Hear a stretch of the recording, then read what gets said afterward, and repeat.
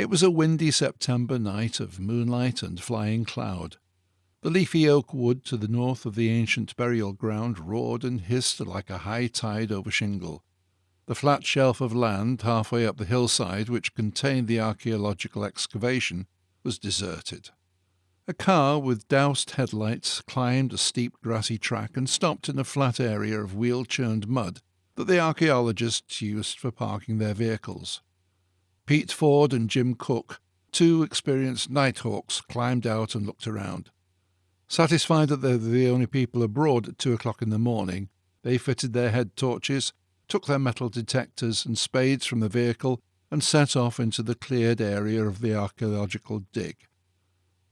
"Ollie never said it was such a big site," Pete remarked in surprise.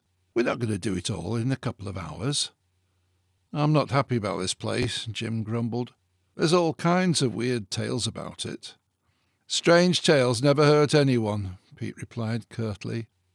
"But that Ludd's castle just up the hill," Jim glanced apprehensively up the moon-washed hillside to the east. "They say it's the entrance to hell. There was a bloke took stones from up there and he died right after." "Don't worry about it, mate." Pete tried to sound as reassuring as he could. "It's all just idle gossip." He forced a laugh, not wanting to reveal that he too felt a little unnerved.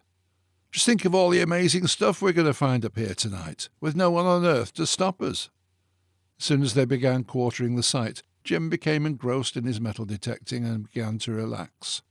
They started digging holes, which yielded bracelets, rings, brooches, and a gold torque, which they hurriedly prized from among the skeletal remains. They were jubilant. "Didn't I tell you?" Pete said excitedly. "They're quality Iron Age grave goods. We should have got here earlier." They dug more holes, heaping their finds at the edge of the site.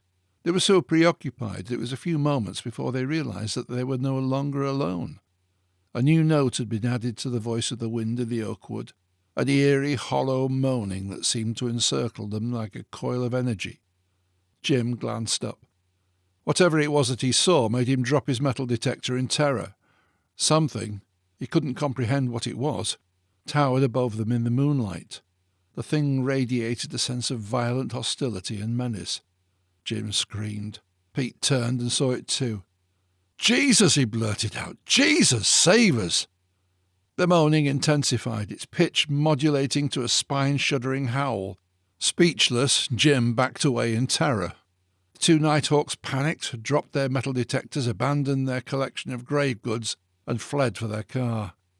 But they couldn't escape. They had no sooner reached the vehicle than the creature was upon them again. Jim was paralyzed with fear. Pete pushed him into the passenger seat, then leapt behind the wheel, swung the car around and drove away frantically, hurling the vehicle down the track and onto the narrow lane that ran past the bottom of the hill. Jim was hysterical. "We shouldn't have come. This place is cursed. We woke a demon. We shouldn't have come." "Shut up," Pete yelled. "I've got to concentrate." The terrifying creature suddenly appeared in front of them, in the middle of the lane. Pete slammed on the brakes but lost control of the vehicle on the loose gravel surface. The skidding car careered from the lane and crashed into woodland. Moments later it burst into flames.